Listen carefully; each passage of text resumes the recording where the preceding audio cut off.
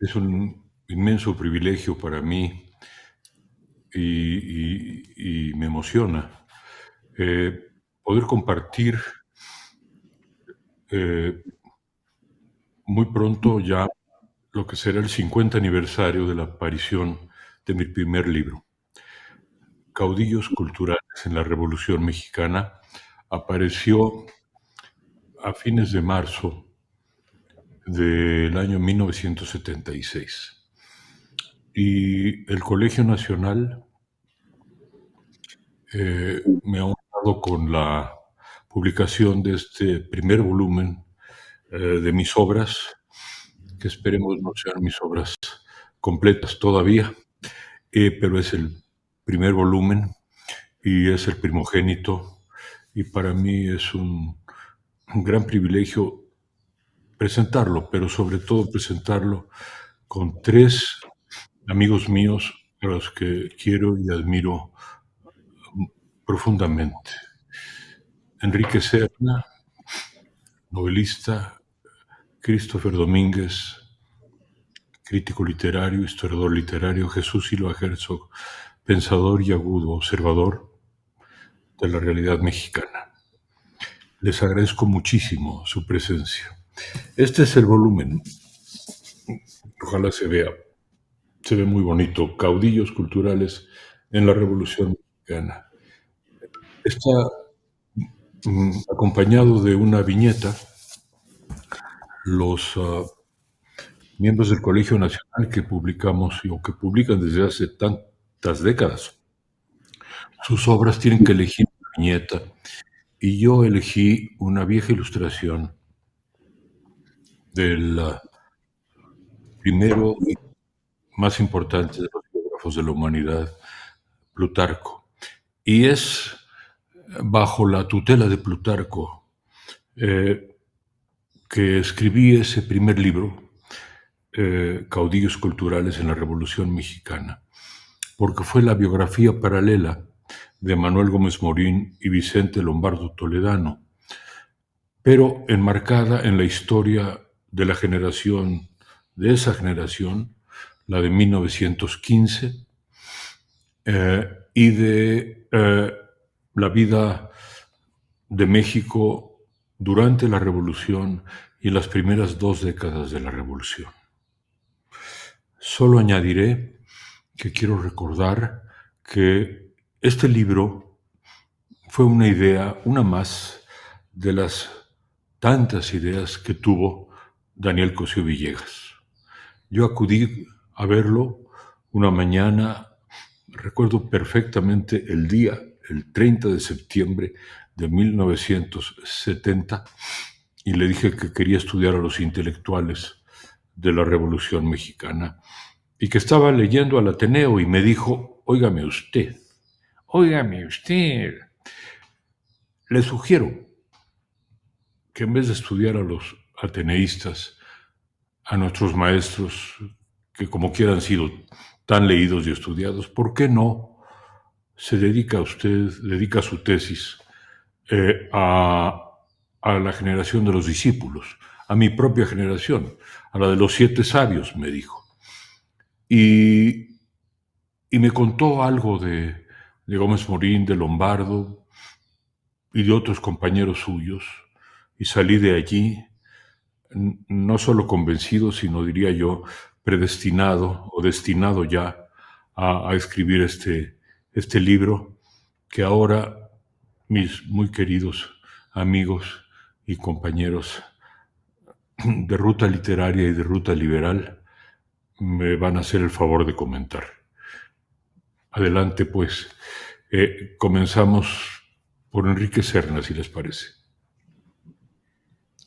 ¿Qué tal? Me da una gran alegría participar en esta presentación, porque he sido un lector asiduo de Enrique Krause desde los años 80, y buena parte de lo que sé sobre la historia de México lo he aprendido en sus libros, que además han sido fuente de inspiración para algunas de mis novelas históricas, lo cual no tiene nada de extraño, porque entre la biografía y la novela son primas hermanas.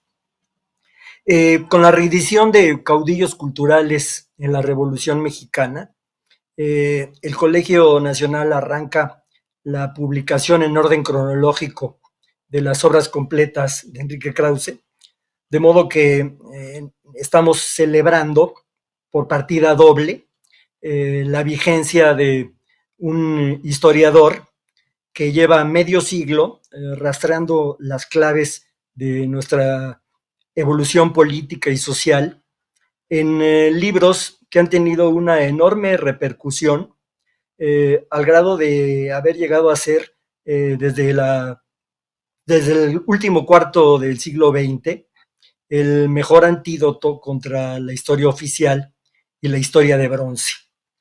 El libro de Krause, que ahora vuelve a la circulación, es probablemente uno de los menos conocidos por el gran público, pero creo yo que es uno de los más originales, porque en él Krause identifica un caudillismo paralelo al de los generales que llegaron al poder en los años 20, la facción sonorense, y que tomaron las riendas de la nación con una actitud de utilizar el erario público como un botín. De modo que la generación de jóvenes estudiantes que en ese tiempo se formaron en los años más broncos de la revolución, se colocaron frente a un dilema ético: participar o no en las luchas políticas de su tiempo, que eran luchas entre facciones de ese mismo grupo de generales sonorenses, que llegaron a tener desenlaces sanguinarios, con asesinatos políticos terribles, que en algún momento los llevó a pensar que el país estaba condenado sin remedio a la barbarie, como en un momento de la obra reflexiona Manuel Gómez Morín. La idea original de Krause, como explica en el prólogo, era hacer una biografía colectiva de los 7 sabios, que eran los alumnos más destacados de la Escuela Nacional Preparatoria en los años de la Revolución. Pero las dificultades para acceder a los archivos de varios de estos personajes lo llevaron a escribir las historias paralelas de las vidas de 2 de ellos, que son Manuel Gómez Morín y Vicente Lombardo Toledano. De modo que el libro tiene una estructura, digamos, binaria, donde hay 2 historias que se bifurcan y que llegan a desembocar en ideologías diametralmente opuestas, a pesar de que Gómez Morín y Lombardo Toledano hayan sido grandes amigos cuando eran estudiantes.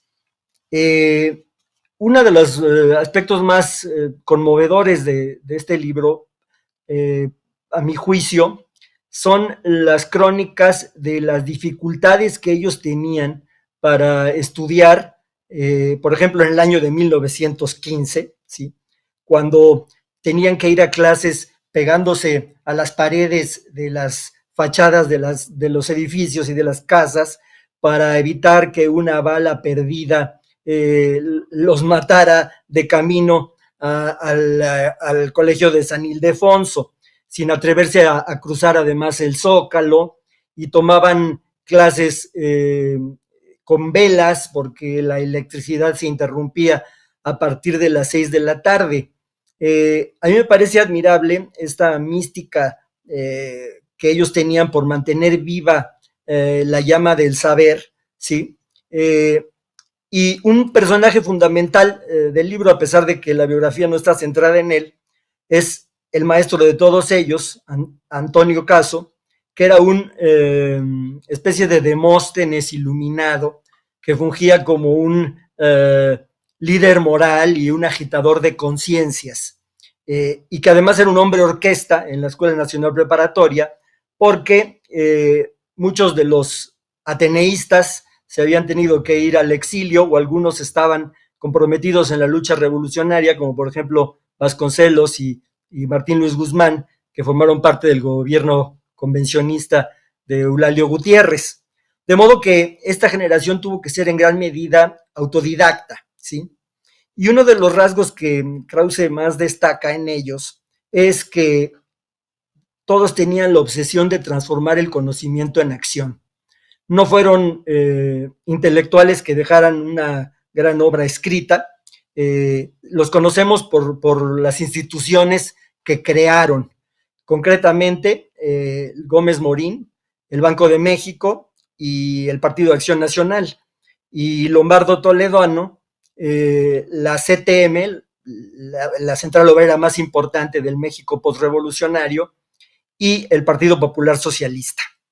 Hay, por supuesto, otros personajes interesantes dentro del libro. Uno de ellos es, por ejemplo, Miguel Palacios Macedo, un economista que, a diferencia de Gómez Morín y Lombardo Toledano, que fueron bastante cautelosos en cuanto a no involucrarse en los alzamientos militares de la época, él sí tomó partido por la rebelión de la Huertista, lo que le costó irse al exilio, y más adelante tuvo una participación casi heroica durante la campaña de Vasconcelos, en la que impidió la represión de una marcha, arriesgando su vida. Me parece que es un personaje muy interesante que merita una biografía o una novela por sí solo. Pero el hecho de que él haya sido el miembro más valiente de su generación, me parece a mí que no le resta méritos a la conducta cautelosa de Lombardo y de Gómez Morín, porque me parece que ellos tenían muy buenas razones para no comprometerse con ninguno de estos bandos en pugna, que finalmente lo único que buscaban era el quítate tú para ponerme yo, que era una vieja tradición de los cuartelazos de la historia de México del siglo XIX, ¿sí? Que justamente ellos querían contrarrestar o evitar, encauzando a México en el progreso económico y social, ¿no? Bueno, creo que uno de los aspectos más interesantes de la diferenciación que va haciendo Enrique Krause entre las vidas de estos personajes es que Gómez Morín fue un ingeniero social que creía que la pericia técnica para resolver los problemas nacionales era más importante que las proclamas justicieras, mientras que Lombardo Toledano era una especie de catequista que trataba de predicar la justicia social sin tener una idea clara de cómo podía aplicar prácticamente su doctrina para que realmente beneficiara a toda la sociedad. Los dos comparten la preocupación por encauzar la energía, digamos, revolucionaria hacia el rumbo del progreso, pero lo hacen con métodos y con ideas que se van distanciando al paso del tiempo, hasta llegar a un punto que no aparece dentro de este libro, pero que es su enfrentamiento durante el conflicto por cuando el gobierno cardenista quiso implantar la educación socialista dentro de la universidad, que los llevó a tener una polémica muy interesante. En fin, hay otros personajes dentro de la generación de los siete sabios que no fueron menos importantes que ellos en cuanto a su trayectoria profesional, como por ejemplo el arqueólogo Alfonso Caso o el jurista y filólogo Alberto Vázquez del Mercado. Pero ellos aparecen en el libro como personajes secundarios, aunque no lo hayan sido por su importancia, ¿no? Pero es interesante ver cómo incluso en ellos también había esta preocupación por crear un liderazgo ético dentro de los gobiernos revolucionarios, algo que no pudieron lograr, desgraciadamente, porque los generales que se estaban disputando en el poder en aquella época eran personajes pragmáticos que estaban en un saqueo bastante descarado del erario público, como lo cuenta en algún momento del libro Gómez Morín, cuando dice que el Banco de Crédito Agrícola que él fundó y planeó con un gran esfuerzo y una gran abnegación, fue como las novias de pueblo emputecidas, ¿no? Que me encanta esa aclaración de Gómez Morín. Entonces, bueno, esto es a grandes rasgos el contenido de este libro, en donde hay un aspecto que también me interesa resaltar mucho, que es el de los orígenes de Vicente Lombardó Toledano, ¿no? Este nieto de un acaudalado empresario minero de Teciután, Puebla, que era, por cierto, el mismo pueblo de donde eran los hermanos Ávila Camacho, y que llegaron a tener esa familia, los Lombardo Toledano, una gran fortuna en las postrimerías del Porfiriato, pero que se arruinaron poco antes de que estallara la revolución, hasta acabar en la más terrible penuria. Una circunstancia biográfica que en gran medida explica la conversión de Lombardo Toledano a volverse un apóstol de la justicia social, a proponer la abolición de la propiedad privada y a abrazar el ideario socialista, ¿no? Es una paradoja, curiosamente, que el propio Gómez Morín, que viene de orígenes más modestos, ¿no?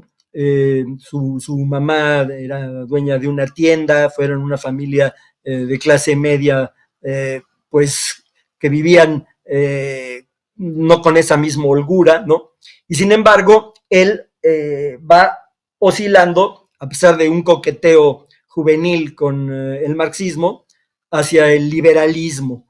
Creo que en parte por su interés en que las doctrinas políticas y económicas tuvieran una eficacia concreta en la vida de los mexicanos.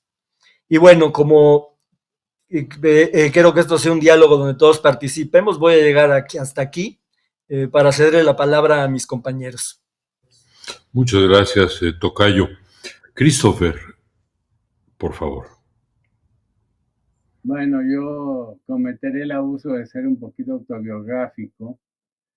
Yo leí este libro muy poco después de su aparición y tengo la primera edición que heredé de mi padre. Y veo que él lo compró 2 semanas después de que fue impreso. Y yo lo leí relativamente pronto, en la temprana juventud, sin saber quién era Enrique, y sin haber leído nunca un libro ahora lo sé, de historia intelectual mexicana. Entonces fue un libro para mí muy sorprendente, porque estaba yo debutando como lector en un género que luego sería parte de mi propio trabajo. Y desde luego yo no sabía nada sabía quién era Lombardo Toledano, o creía saberlo, pero del resto de los personajes me eran ajenos. Entonces fue un descubrimiento que me llevó a la figura de Vasconcelos, que ha sido muy importante en mis propios libros, al conocimiento de Gómez Morín y del resto de los personajes que también Enrique Serna ha descrito. Yo iba sobre el libro con malas intenciones ideológicas. ¿Por qué? Porque en esa época yo estaba en el Partido Comunista Mexicano y la pequeña parte de este partido a la cual yo pertenecía era fervorosamente antilombardista, lo cual habla de lo equivocados que estábamos, porque si una fracción de la izquierda americana triunfó, la que hoy está en el poder, pues era la más cercana al nacionalismo revolucionario asociado a cierto tipo muy rudimentario de marxismo y a cierta religiosidad cristiana vaga. Entonces, bueno, yo cuando veo mis subrayados, y siempre es penoso ver los subrayados de juventud, porque están llenos de exclamaciones y puntos de interrogación y sí, no, etcétera, por supuesto. Tan es así que hay libros que tengo que volverlos a comprar, como los de Nietzsche. Yo no soporto leer mis subrayados de los 20 años, entonces voy a la librería y compro uno nuevo. Bueno, supongo que esta nueva edición de Caudillos Culturales de la Revolución Mexicana sufrirá un destino similar y me haré de la edición del Colegio Nacional para leerlo otra vez. También me llamó mucho la atención yo tampoco lo sabía. Yo las únicas obras de historia que había leído eran de naturaleza marxista y esta no lo era. Y yo veía, no con disgusto, pero sí con extrañeza, que pudiera verse la vida de los personajes, después sigo con los caudillos propiamente dichos, que pudiera verse la vida de los personajes como seres, ya lo dijo Serna, de alguna manera novelesco. Y a mí me llamaba mucho la atención cosas que dice Enrique Krause, y yo no pensé que tendrían que estar en los libros de historia. Por ejemplo, en la página 174 me llamó mucho la atención que la prohibición del uso del alcohol decretada, me parece que por Lombardo Toledano. Esa clase de detalles para mí eran sorprendentes porque estaba convencido de que el individuo no jugaba ningún papel en la historia, como decía Plejano. Entonces, esta entrada al mundo de la biografía, del cual luego me volví y soy fanático, tuvo mucho que ver con el libro de Enrique Krause, persona de la cual yo no sabía nada. Y al descubrir, gracias a Enrique, a Vasconcelos y a Gómez Morín, yo tenía un compañero en la prepa que desgraciadamente murió en el COVID, que siempre estuvo cerca, lejos de mí, y que fue la primera persona que yo conocí que no era de izquierda. Tenía mi edad, Juan Eduardo, y era vasconcelista, y si hubiera habido elecciones en ese momento que todavía no las había, bueno, si él hubiera estado en edad de votar, que todavía no lo estaba, estamos hablando de 78, 79, habría votado sin duda por el PAN. Entonces, cuando yo le comentaba a mi amigo Juan Eduardo lo que estaba leyendo, él me empezó a introducir en otro México, que era el de Vasconcelos y el de Gómez Morín. Entonces, aquí se junta mi experiencia personal de joven lector y de estudiante de preparatoria con la del descubridor de un México que el ambiente familiar me había no ocultado, sino que consideraba irrelevante para la misión en la que estaba. Creíamos estar. Y finalmente, me impresionó mucho lo de caudillos intelectuales. Yo podía entender lo de los otros caudillos, pero que hubiera caudillos intelectuales me dejó una honda impresión. Tan es así que cuando escribí hace 10 años mi biografía de Octavio Paz, para no repetir exactamente la denominación caudillo intelectual que es de Enrique, tomé una muy parecida, que es la de jefe espiritual de Francisco Romero. Y algunas de las críticas que tuvo mi libro, pues a algunos les molestó que yo dijera que Octavio Paz era un jefe espiritual o un caudillo cultural, pero eso no es parte de la discusión. Entonces, para acabar mi primera participación, la reedición de este libro 50 años después, me sitúa de manera un poco abismal frente al joven que leyó este libro y me hace sentir lo importante que fue para mí y desde luego para muchas personas que en la década siguiente, en los 80, pues llevaron al país hacia la transición democrática que perdimos, ¿no? Muchas gracias, Christopher. Jesús, tú que eres nieto también de un caudillo cultural y de esta misma generación.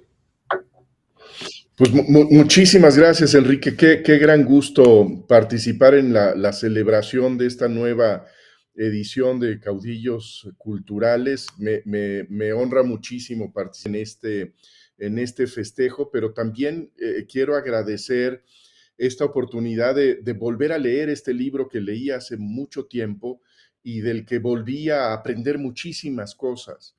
Este es un libro en donde me parece que se despliega la gran, el gran poder explicativo que tiene el género biográfico del que hablaba Christopher hace un minuto, y particularmente el enfoque de este gran ensayo, que es el enfoque de las generaciones intelectuales, de las generaciones literarias. Hay un ensayo de Enrique justamente sobre este tema, sobre las generaciones, en donde él se preguntaba a principios de los 80 si tenía sentido hablar de las generaciones, qué significaba, qué aporte había en este mirador generacional. Y creo que lo que subrayaba y está muy claramente planteado en este libro es que aquí puede verse lo dice él con ayuda de Ortega y Gasset, la problematicidad histórica. Es decir, creo que en este género, observando como lo hace Enrique, la trayectoria vital de todos estos intelectuales, abogados, sociólogos, dirigentes políticos, lo que se ve es la actuación de estos individuos en la coyuntura histórica, en donde se abren, donde se bifurcan alternativas, es decir, es el mejor retrato de la acción de la libertad y de la responsabilidad. Ahí es donde se ve claramente que hay caminos que pueden llevarnos a un lugar o a otro. Y que en cada decisión hay consecuencias que pueden ser consecuencias históricas muy perdurables, consecuencias sociológicas muy profundas.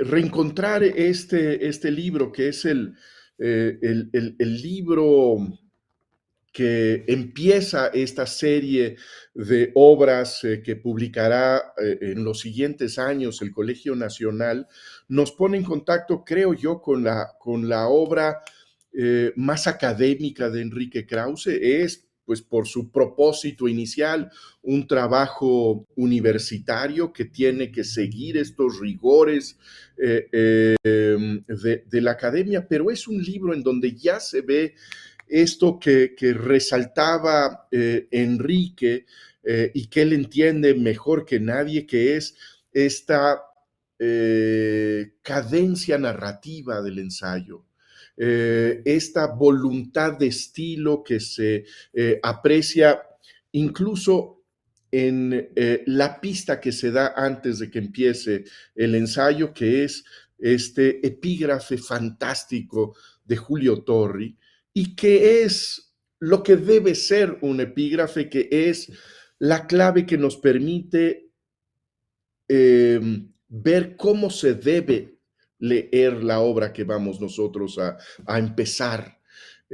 ¿Cuál es el tono en el que se debe leer la obra? Y esta cita de Torri es fantástica. Toda la historia de la vida de un hombre está en su actitud. Estas son dos biografías paralelas. Son no solamente la biografía de dos personajes, sino, como decía hace un momento, la biografía de una generación, la biografía que da pistas de un gran paisaje, pero en donde más allá de el recuento de artículos, ponencias, conferencias, cursos, libros de estos personajes, lo que encontramos es esta vocación por usar las ideas para cambiar la realidad mexicana. Es esta generación que integra el compromiso de transformar a México a través de la inteligencia. A través de la inteligencia que es sentida como una vocación, que es sentida como un llamado con muchos tonos religiosos, sin lugar a duda. Esta es una biografía, se ha comentado de dos personajes muy cercanos que dentro de su generación son los que encuentran mayor afinidad espiritual. Creo que vale la pena el calificativo, pero es, yo creo que una biografía sobre todo de la flama que los une originalmente, y es la flama de Antonio Caso.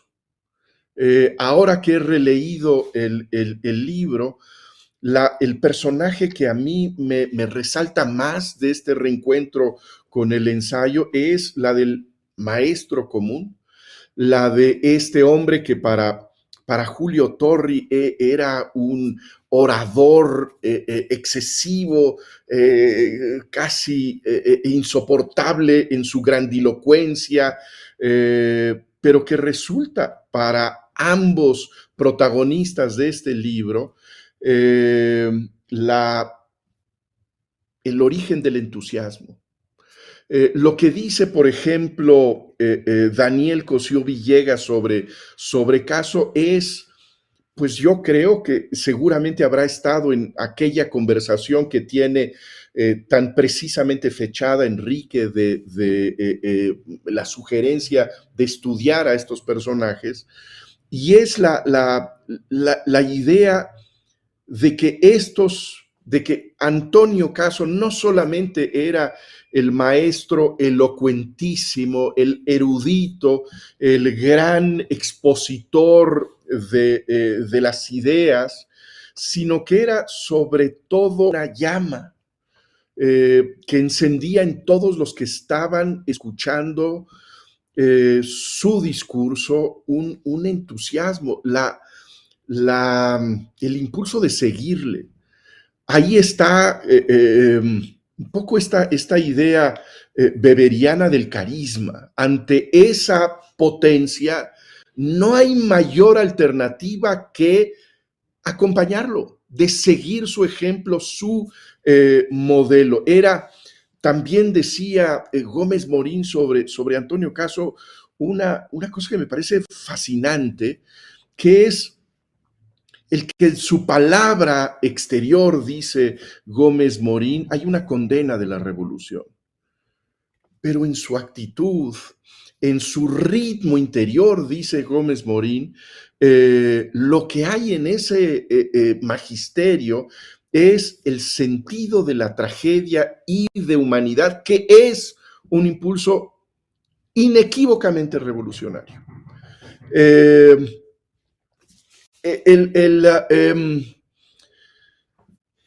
Digamos, el camino paralelo de Gómez Morín y de Lombardo Toledano es el camino que empieza con esta enseñanza de Antonio Caso, y en Gómez Morín es el camino del misticismo a la técnica.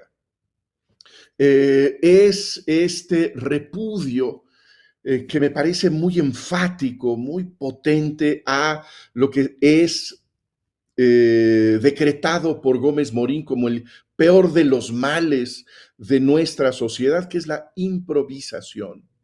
El gran mal es seguir la improvisación, y la receta para terminar con esta improvisación es la técnica, que es la conversión del humanismo en práctica. Es una inteligencia dedicada a la solución de los problemas. En el caso de Lombardo Toledano, lo que encontramos es este misticismo que encuentra no el evangelio en la técnica, sino en el marxismo, en la lucha de clases y fundamentalmente en la convicción de que en el Estado está la encarnación no solamente del pueblo, sino del bien mismo. En el ensayo de Enrique Krauze está una pista de este moralismo socialista de Lombardo Toledano, que tiene un decálogo, no es un decálogo porque son más de 10 postulados, pero un recetario de pistas de vida, de caminos de la felicidad, de la plenitud moral de todo socialista, en donde están enunciados como amarás la vida intensamente, vivirás siempre pobre, al concluir tu jornada, por larga que haya sido, ten el remordimiento de no haber hecho nada por la causa a la que sirves. No pierdas ni un minuto de tu vida en cosas pueriles, sé sobrio en todos tus placeres, en fin, una serie de enunciados que terminan por abrazar una tarea más que de transformación material, de transformación espiritual. Desprecia al burgués, dice Lombardo Toledano, por el convencimiento de la inutilidad de su vida, no por la impotencia de no ser como él. Una lucha de clases en donde la envidia no aparezca ni por asomo. Ahora, también hay un elemento que me parece fascinante en esta novela, sin ficción, que es el que estamos ante dos grandes protagonistas que no logran protagonizar la vida nacional como habrían ambicionado. Fueron figuras de extraordinaria influencia, pero estuvieron siempre un escalón debajo de su ambición, sin llegar a realizar a plenitud sus proyectos. Tenían muy claro que la política era mucho más que cátedra, que era mucho más que la escritura de libros, y que estos importaban solamente por servir, o fundamentalmente importaban por servir a una causa, pero quizá no hay en ninguno de los dos y esto creo que tiene que ver con asuntos que ha estado tratando y de los que ha escrito recientemente Enrique, ensayos muy pertinentes, y es que en ninguno de los dos hay ese pacto demoníaco con la política. Es decir, que hay una reserva intelectual en ambos.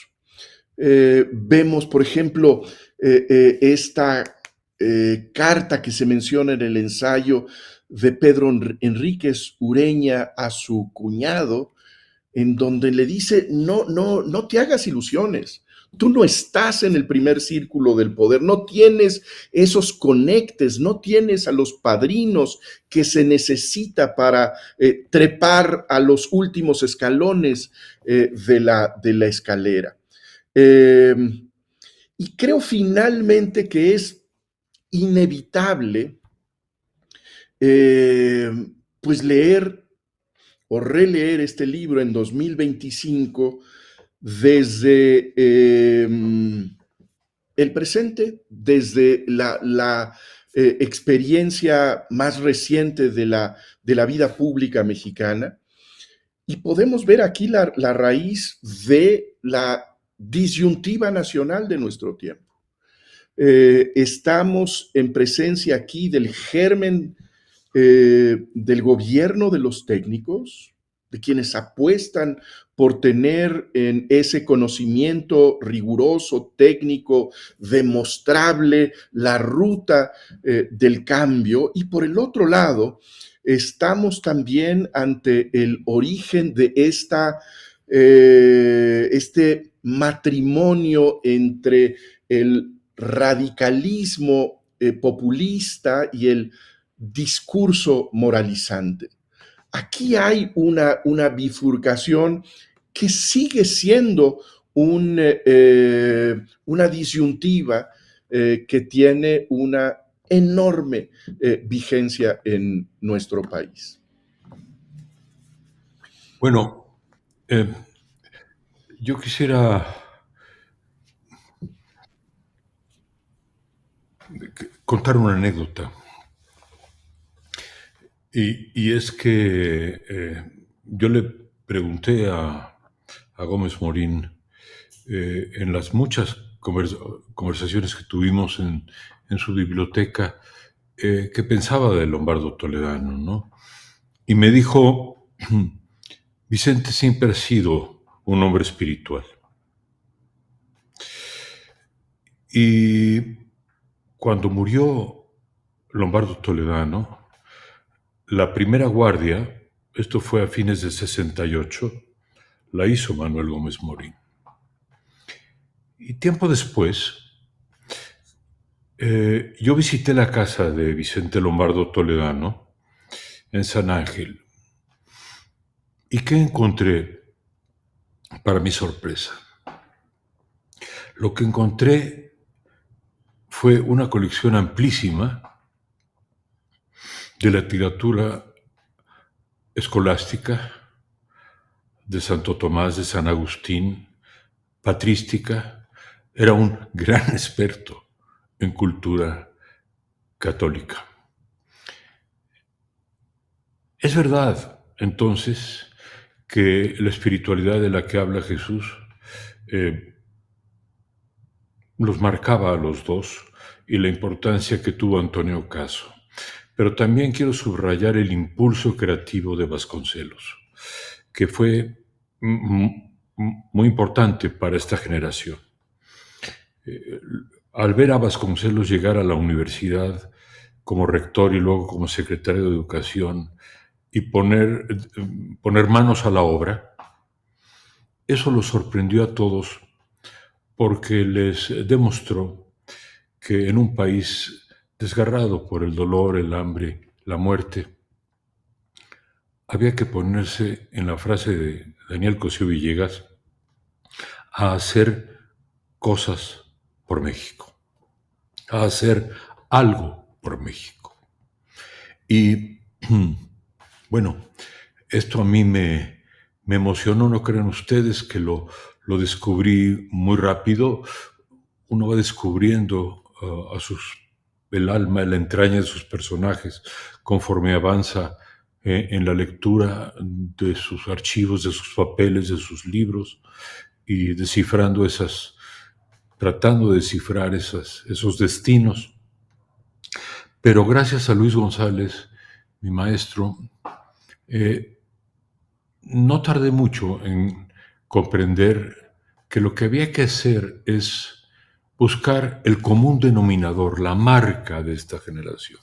Y me la regaló Luis González, como él hacía, con una frase casi al paso. Me dijo, ¿no cree usted que es interesante que todos estos personajes hayan sido fundadores? Esa palabra, fundar, para mí fue la revelación. Lo organizó todo. Bueno, no sé, amigos, si quisieran agregar algo en el tiempo que nos queda, y yo me permitiré decir una palabra final. Bueno, pues Para rematar, en lo que a mí me respecta, quisiera hacer solo un comentario en cuanto a la opinión que tenía Vasconcelos de Gómez Morín y de Lombardo Toledano, que los consideraba jóvenes intelectuales acomodaticios que habían pactado, digamos, con un régimen putrefacto al que él había condenado después de su fallida campaña electoral por la presidencia. Enrique Krause no comparte esa condena y creo que su exoneración es justa porque a fin de cuentas la influencia que ambos tuvieron en la vida pública de México, de la cual ha hablado Jesús Silva Herzog, demuestra que en algo tenían razón, o sea, que en esos proyectos de ellos a largo plazo, tarde o temprano iban a fructificar. Y a pesar de que ese gradualismo fue muy lento, porque llegó hasta finales del siglo XX, cuando por fin el régimen se ve obligado a reconocer la pluralidad política que había en México, pues ellos fueron quienes pusieron esas semillas, ¿no? Esas semillas para romper el monolito. Y otro aspecto de este libro que me llama la atención es la madurez y la objetividad que tenía Enrique como ensayista, a pesar de su juventud, que es algo bastante difícil de lograr a esa edad. No hay en este libro el menor asomo de un lineamiento ideológico. Es la obra de un historiador que está en busca de la verdad y que trata de escudriñar esa verdad también en la vida de los personajes, porque sabe que la biografía y las trayectorias individuales tienen una repercusión importante sobre la historia, ¿no? Y bueno, y otro aspecto interesante, el libro recoge varios testimonios de Daniel Cosío Villegas, ¿no? Que es justamente el personaje a quien Enrique le dedicó su segundo libro, una biografía intelectual de Cosío Villegas. Yo creo que esto muestra que él siempre fue un discípulo agradecido, con una tendencia a recoger las estafetas de sus maestros, ¿no? Fue a cierto punto en su obra de historiador y de empresario cultural, pues recogió la estafeta de Daniel Cosío Villegas y también le dio continuidad al proyecto editorial de Octavio Paz, que fue otro de los intelectuales con los que tuvo la suerte de mantener una estrecha colaboración durante largo tiempo, ¿no? Espero que las revista, la editorial y que ha fundado Enrique tenga también continuadores, ¿no? Que tenga discípulos que prolonguen esto, y celebro que el Colegio Nacional haya reconocido la tarea de Krause por prolongar esta línea de continuidad que se remonta a la generación de los 7 sabios, que es la que le puede dar un sustento a la continuidad de nuestra cultura. Muchas gracias, Enrique. Christopher. Sí, bueno, aquí dices al final que de alguna manera ambos fueron presidentes de México, Gómez Morín del PAN, Lombardo Toledano del PP, luego del PPS. Y bueno, pensando en lo que decía Chucho, en efecto ya pasamos por los gobiernos panistas y ahora estamos por gobiernos que deberían, si tuvieran un poco de memoria intelectual, pues deberían reconocerse con legitimidad en Lombardo Toledano. Y no estoy de acuerdo con Jesús en que Lombardo no haya pactado con el diablo la beberiana. Lo que pasa es que fue un pacto que para Mefistófeles no servía mucho, pero Lombardo fue el hombre de Stalin en México. Lo que pasa es que la originalidad del sistema, sobre todo del PRI, que es un partido de la Guerra Fría, y como se dice que son lo mismo desde 1929, me parece que es inexacto. La originalidad del PRI fue capotear el alineamiento con Estados Unidos y tener gestos hacia la izquierda como Cuba, etcétera, cosas que no vienen a cuento. Pues yo creo que ambos, sí, en efecto, se quedaron ese escalón abajo de lo que hubieran creído como verdaderos caudillos de la nación, lo cual quizás fue muy bueno para México y para ellos, porque nos dejaron pasar las batallas políticas, pues una obra intelectual y una actitud, como decía Torri, en la que podemos reconocer muchos personajes de la historia contemporánea de México. Son evidentemente fundadores. Y yo terminaría diciendo, hablando del efecto que haber escrito este libro tuvo en el entonces joven Enrique Krause. Enrique ha sido, bajo el nombre que él prefiere de empresario cultural, también un fundador de Vuelta, que es una revista que no hubiera sobrevivido en el mercado si solo la hubiera dirigido Octavio Paz y sus amigos escritores, que necesitaba de una inteligencia práctica que la pusiera a flotar en el medio mexicano. No se diga Letras Libres y otras fundaciones que son menos tangibles porque son visuales, pero son patrimonio de nuestra democracia. Gracias a Clio, a los videos históricos que ha encabezado Enrique, pudimos, me parece que fue en 1997, ver por primera vez a través de un canal de Televisa escenas que nunca había visto el televidente del movimiento 68. Y en un libro como Democracia sin adjetivos, que salió en 1984, me parece, pues Enrique estaba señalando lo que venía, que era una transición democrática, que se hiciera, como dijo Gabriel Said, simplemente contando los votos y dándole la victoria a que tuviese más, como ocurrió en el año 2000 y siguió ocurriendo después.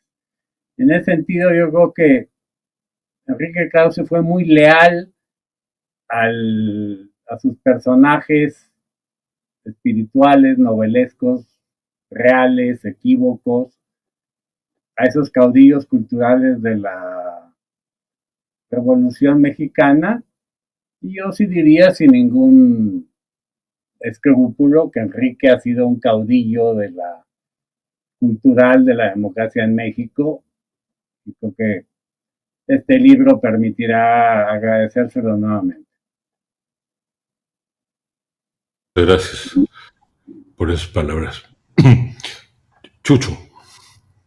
Pues creo que acepto la corrección de Christopher, creo que tiene razón en esta observación. Yo tomaba la referencia, desde luego incompleta, porque el libro es una biografía, digamos, de los inicios intelectuales de estos dos personajes y no termina su curso vital hasta su muerte. Y en efecto, pues eso tiene que ser registrado. En el ensayo de Caudillos Culturales hay esta referencia que a mí me pareció muy reveladora de este momento de ambas vidas, en donde el compromiso con la política tiene una rienda que la sujeta en ese momento. Dice, es decir, Gómez Morín es un hombre que apuesta a la política, pero que no deja su despacho. Y dice Narciso Bassols, Lombardo no se baja del estrado, es como si fuera simplemente un gran orador, ¿no? Y esa fue la pista insuficiente para llegar a la conclusión a la que llegué hace minuto y creo que tiene razón Christopher. Subrayaría el punto que mencionaba ahora Enrique sobre esta dimensión constructiva de esta generación que tiene el compromiso de terminar con la era destructiva de la revolución y hacer un país. Y me quedo con esa advertencia que hizo Gabriel Said sobre el destino frustrado de estos dos personajes que optaron por la política y no eligieron el mundo de las publicaciones, del debate político. Gómez Morín pudo haber sido el fundador de nuestro The Economist. Lombardo Toledano pudo haber inaugurado para nosotros una versión mexicana de The New Statesman. Y hubieran sido, sugiere Gabriel Said, contribuciones más provechosas para México. Gracias, Chucho. Bueno, miren, dos reflexiones finales. Por supuesto que la figura que yo siento más cercana a mí fue la de Daniel Cosío Villegas, y por eso desde el principio conversé con él con mucha mayor frecuencia que con Gómez Morín, y reuniendo materiales que, por cierto, tengo, no sé, 20 entrevistas larguísimas de conversación con don Daniel grabadas. Y eso me condujo a escribir y publicar su biografía unos años después. La figura del hombre de acción, pero también del ensayista y del historiador y del fundador editorial y de revistas, pues para mí era emblemática, siempre lo ha sido. Y decía Cosío Villegas, qué lástima que Vicente y Manuel no escribieron. Pero aquí viene la sorpresa. Gómez Morín siempre, cuando lo iba a ver a su casa, me enseñaba cartas y me decía, usted tiene que escribir su libro con cartas. Entonces me enseñaba algunas cartas.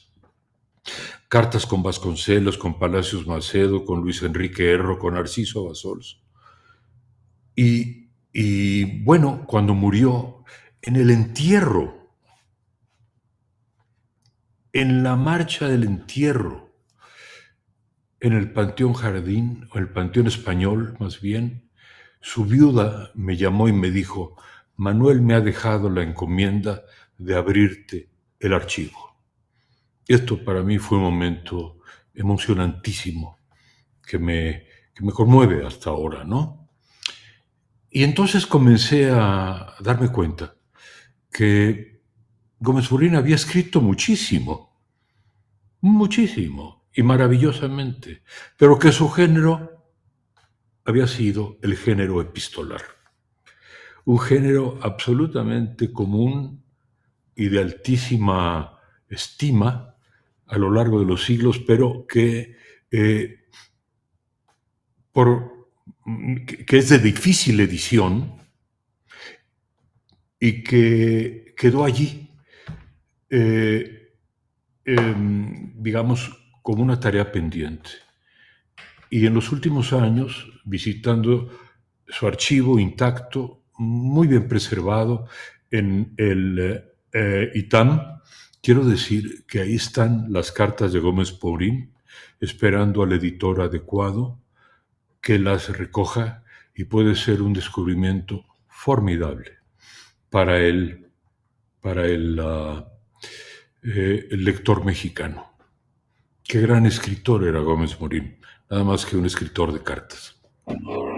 Lombardo Toledano escribió muchos libros, probablemente prescindibles, varios de ellos, pero sí escribió ensayos centrales, tenía una claridad extraordinaria, era un gran expositor, un gran maestro, y yo, a pesar de sus veleidades, no dejo de recordar su defensa muy gallarda de la causa de la libertad frente al nazismo en los años 30 y 40. No puedo olvidar eso. Mi abuelo me hablaba con emoción de los discursos de Vicente Lombardo Toledano. Y ya que hablamos de cartas, bueno, qué descubrimiento fue para mí ir a la Universidad Obrera, que la hija de Lombardo Toledano, Adriana, que dirigía esa institución, me abriera el archivo, qué suerte tuve, y comenzar a ver el copiador, así se decía, de las cartas del abuelo de Lombardo Toledano, escritas medio en español y medio en italiano. Un biógrafo depende de las cartas. Las cartas son un instrumento fundamental para un biógrafo, sobre todo un biógrafo intelectual.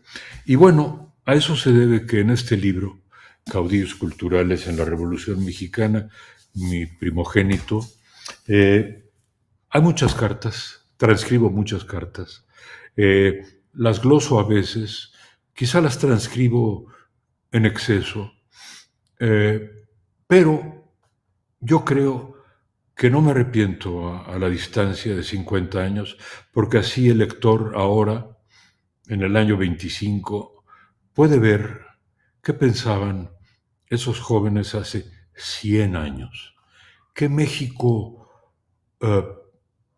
promisorio se abría frente a ellos bajo la condición de que tomaran en serio su vocación de hacer algo por él? Y miren, echando cuentas, en esta generación, no solo Lombardo y Gómez Morín, Cosío Villegas, todos los médicos de esa generación, tu propio abuelo, Chucho, don Jesús Silva Herzog, Ignacio Chávez, los fundadores de todos los institutos, cardiología, psiquiatría, enfermedades tropicales, el Fondo de Cultura, el Colegio de México, el Instituto Politécnico Nacional. Señores, buena parte del entramado institucional que aún ahora, ya casi diría yo milagrosamente, sostiene a nuestro país, fue obra de esos jóvenes que, protegiéndose de las balas en el año de 15, acudían a la Escuela Nacional Preparatoria y en la penumbra, iluminados con velas, como me dijo alguna vez Palmita Guillén, la condiscípula de ellos, cuando me narraba las clases al fondo de Antonio Caso, todos ellos escuchando la prédica de Caso sobre el cristianismo, la esencia del cristianismo. El valor de la caridad, los valores esenciales del cristianismo, que son muy cercanos a los de la Revolución Mexicana, justicia, libertad, pero también una voluntad de crear y de fundar.